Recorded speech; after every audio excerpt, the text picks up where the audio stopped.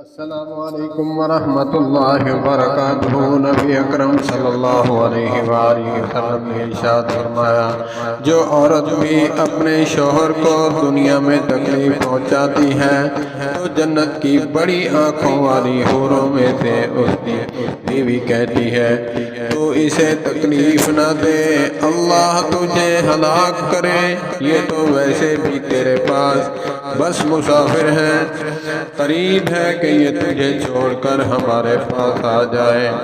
علماء فرماتے ہیں اس حدیث کا مصداق بننے کے لیے انسان کو تقوی، پرہیزگاری، للہیت اختیار کرنی پڑے گی، تب اسے حوریں جو ہے کہیں گی۔